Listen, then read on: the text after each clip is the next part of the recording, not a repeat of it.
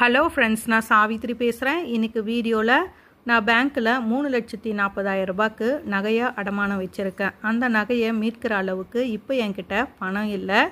ஆனால் RBI rule படி அந்த நகையை மீட்டு மறுபடியும் வைக்கணும்னு சொல்லியிருக்காங்க. அதை நான் எப்படி சால்வ் பண்ணலாம், எப்படி நான் மீட்க போகிறேன் அப்படின்றத ஒரு பிளான் மாதிரி பண்ணி வச்சுருக்கேன். அதை தான் உங்கள் கூட ஷேர் பண்ண போகிறேன். இதுக்கு முன்னாடி நான் மணி சேவிங், கோல்டு சேவிங், டெப்ட் ப்ராப்ளம் வீடியோ எல்லாம் போட்டிருக்கேன். அந்த வீடியோவும் அட்டாச் பண்ணுறோம், பாருங்கள். உங்களுக்கு யூஸ்ஃபுல்லாக இருந்துச்சுன்னா என் சேனலை நீங்கள் சப்ஸ்கிரைப் பண்ணுங்கள், லைக் பண்ணுங்கள், ஷேர் பண்ணுங்கள். வாங்க வீடியோக்குள்ளே போகலாம்.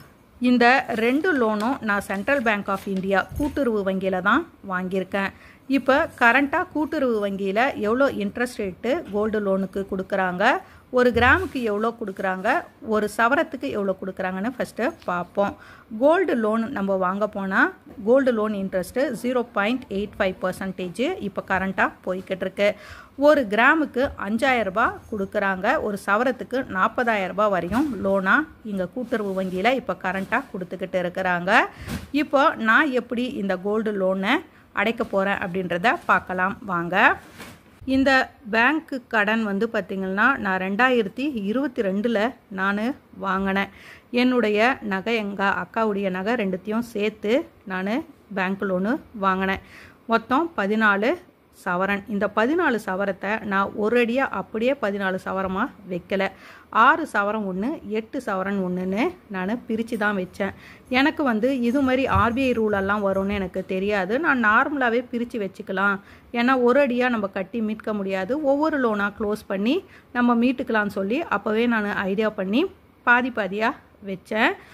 6 சவரத்துக்கு எனக்கு எவ்வளோ கொடுத்தாங்கன்னா 1,50,000 ரூபாய் கொடுத்தாங்க. 8 சவரத்துக்கு 1,92,000 கொடுத்தாங்க. 2022 பார்த்திங்கன்னா 1 கிராமுக்கே 2,500 ரூபாய் தான் எனக்கு கிடச்சிது. அதாவது 2,500லேருந்து 3,000 ரூபாய் வரையும் எனக்கு கிடச்சிது. அதனால தான் எனக்கு இவ்வளோ குறைவான அமௌண்ட்டு வாங்கினேன். இந்த லோனை நான் 2 வருஷமாக வெறும் இன்ட்ரெஸ்ட் மட்டும் கட்டி ரெனியூவல் பண்ணிக்கிட்டே வந்துக்கிட்டு இருந்தேன். 2023, 2024 இந்த 2 வருஷமே நான் ரெனியூவல் மட்டும்தான் பண்ணேன். இந்த 2024 தான் ஆர்பிஐ ரூல் வந்து கொண்டு வந்திருந்தாங்க. செப்டம்பர் மந்த்தே இந்த ரூல் வந்திருக்கு. ஆனால் வந்து பேங்க்லலாம் அவ்வளோ ஃபாலோ பண்ணாத இருந்தாங்க. இப்போ பட்ஜெட்டுக்கு அப்புறம் தான் வந்து அவங்க ஸ்ட்ரிக்டாக ஃபாலோ பண்ண ஆரம்பிச்சிருக்காங்க போல இருக்கு. ஏன்னா நான் டிசம்பர் 5ஆம் தேதி ரெனியூவல் பண்ண போன வருஷம், அப்போவெல்லாம் ஒன்றுமே சொல்லலை, வெறும் இன்ட்ரெஸ்ட் மட்டும் வாங்கிக்கிட்டு எங்களுக்கு ரெனியூவல் பண்ணி கார்டாக கொடுத்துட்டாங்க. ஆனால் ஒரு 4-5 நாளுக்கு முன்னாடி நான் மறுபடியும் கால் பண்ணி நான் கேட்டேன் பேங்க்கில், ஆர்பிஐ ரூல் வந்திருக்கா பேங்க்கில், புதுசாக தான் நகையை மீட்டு வைக்கணுமான்னு சொல்லி கேட்டதுக்கு ஆமாம் வந்திருக்குன்னு சொல்லியிருக்காங்க. நான் கேட்டேன், நான் டிசம்பர் மந்த்து கூட இன்ட்ரெஸ்ட் பே பண்ணி ரெனியூவல் பண்ணினேன், அப்போ கூட எதுவும் சொல்லலையே, இப்போ புதுசாக சொல்கிறீங்களே அப்படின்னா, அப்போது அந்த ரூல் வந்து பேங்க்கில் இன்ட்ரடியூஸ் பண்ணல, இப்போ வந்து கம்பல்சரி ஃபாலோ பண்ணுறாங்க. அதனால் நீங்கள் நகையை மறுபடியும் மீட்டு புதுசாக தான் வைக்கணும்னு சொல்லிட்டாங்க. சரி, நான் வந்து இந்த 2 நகையும் இன்ட்ரெஸ்ட் பே பண்ணிக்கிட்டு இருக்கேன். 2023, 2024 இந்த வருஷம் வந்து நகையை மீட்கிறதுக்கு நான் போன வருஷமே பிளான் பண்ணிட்டேன். நம்ம ஒவ்வொரு லோனாக க்ளோஸ் பண்ணி மீட்டுக்கலாம் அப்படின்ட்டு.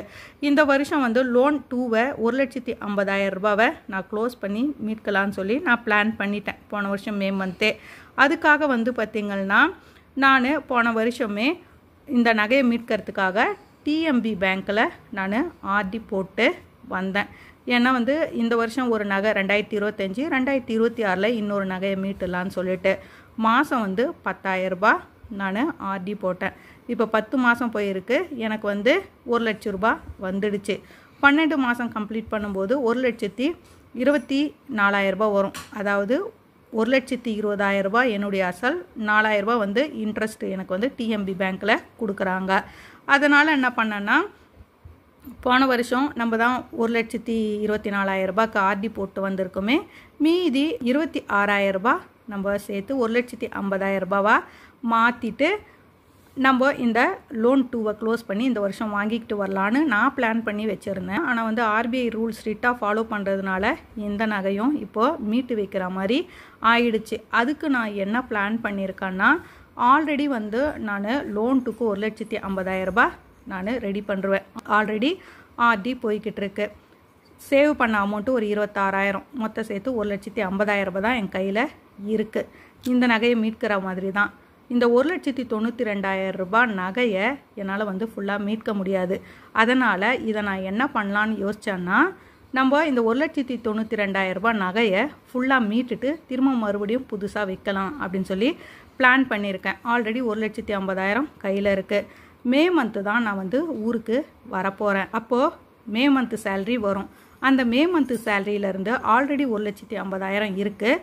ஒரு 42,000 மட்டும் அந்த சேலரியிலேருந்து எடுத்து நம்ம 1,92,000 ரூபாவா மாற்றி நான் இந்த லோன் 1 க்ளோஸ் பண்ணி எடுத்துட்டு மறுபடியும் ஒரு 2 நாள் 3 நாள் கழித்து புதுசாக 1,92,000க்கு வச்சுட்டு அந்த அமௌண்ட் 1,92,000 ரூபாவை எடுத்து 42,000 ரூபாய் நான் சேலரியிலேருந்து எடுத்த அமௌண்ட்டை எடுத்துகிட்டு மீதி 1,50,000 ரூபாய் இருக்கும்.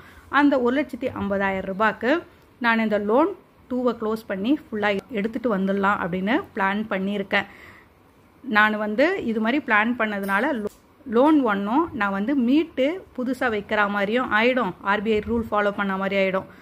மீட்டு வச்சுட்டு அந்த அமௌண்ட்டை நான் எடுத்து 1,50,000 ரூபாய்க்கு என் லோன் 2 க்ளோஸ் பண்ணி ஃபுல்லாக எடுத்துகிட்டு வந்த மாதிரியே ஆகிடும். இந்த பிளான்னால் எனக்கு லோன் 2 வந்து இந்த வருஷம் க்ளோஸ் ஆகிடும். லோன் 1 மட்டும் இருக்கும், புதுசாக போய்கிட்டு இருக்கோம். நெக்ஸ்ட் இயர் நான் அதே மே மந்த்து போகும் பொழுது நான் 1,92,000 ரூபாய் சேவ் பண்ணி இந்த லோன் 1 2026 க்ளோஸ் பண்ணி எடுத்துடலான்னு பிளான் பண்ணி வச்சுருக்கேன். இப்படி தான் என்னுடைய பிளானு இந்த வருஷம் நகையை மீட்கிறதுக்கு. இந்த பிளான் எப்படி இருக்குன்னு சொல்லி நீங்கள் சொல்லுங்கள். நான் இது மாதிரி தான் பிளான் பண்ணியிருக்கேன். ஆனால் வந்து பேங்க்குக்கு போகும் பொழுது அவங்க என்ன சொல்லுவாங்கன்னு தெரியல. ஏன்னா வந்து நம்ம வீட்டிலேருந்து இது மாதிரி பிளான் பண்ணலாம். பேங்க்கில் வந்து நம்ம டைரெக்டாக போய் அவங்கள ஹேண்டில் பண்ணும் பொழுது தான் அவங்க என்ன மாதிரி அந்த ரூல்ஸை ஃபாலோ பண்ணுறாங்கன்னு தெரியும். நிறைய பேர் வந்து பேங்க்குக்கு போயிருப்பீங்க, போய் நீங்கள் வந்து நகையை மீட்டிருப்பீங்க. எது மாதிரியெல்லாம் ரூல்ஸ் ஃபாலோ பண்ணுறாங்க, நான் சொன்ன பிளான் படி நகையை மீட்க முடியுமா அப்படின்றத கீழே கமெண்ட் பாக்ஸில் கமெண்ட் பண்ணுங்கள். இது மாதிரி பண்ணுறதுனால லோன் 1 எனக்கு வந்து ஃபுல்லாக ஃபஸ்ட்லேருந்து க்ளோஸ் பண்ணி வச்ச மாதிரி ஆயிடுச்சு. லோன் 2 நான் ஃபுல்லாக க்ளோஸ் பண்ணி வாங்கிட்டு வந்த மாதிரியும் ஆயிடுச்சு. இப்படி தான் நான் பிளான் பண்ணியிருக்கேன். இந்த வருஷம் நான் நகையை ஒரு லோன் க்ளோஸ் பண்ணி எடுத்துடலாம், இன்னொரு லோன் நெக்ஸ்ட் இயர் க்ளோஸ் பண்ணி எடுக்கலான்னு சொல்லிட்டு. இது மாதிரி நம்ம நகை வைக்கும் பொழுதே ஸ்ப்ளிட் பண்ணி வச்சோம்னா இப்போ இருக்கிற ஆர்பிஐ ரூலுக்கு நம்மளுக்கு ஈஸியாக அந்த நகையை மீட்கவும் முடியும், அதே நேரத்தில் வைக்கவும் முடியும். நான் வந்து எதிர்பாராத விதமாக தான் என்னுடைய 14 சவர நகையை பாதியாக ஸ்ப்ளிட் பண்ணி வச்சேன். நான் எதிர்பாராத வச்ச நகை வந்து இன்றைக்கி எனக்கு நகையை மீட்கிறதுக்கு ஒரு யூஸ்ஃபுல்லாக இருக்குது, பாதியாக மீட்கிறதுக்கு. இது மாதிரி தான் நான் நகையை மீட்கலான்னு பிளான் பண்ணி வச்சுருக்கேன். இந்த வீடியோ உங்களுக்கு யூஸ்ஃபுல்லாக இருக்கும்னு நினைக்கிறேன். இந்த வீடியோ உங்களுக்கு யூஸ்ஃபுல்லாக இருந்துச்சுன்னா என் சேனலை நீங்கள் சப்ஸ்கிரைப் பண்ணுங்கள், லைக் பண்ணுங்கள், ஷேர் பண்ணுங்கள். Thank you friends.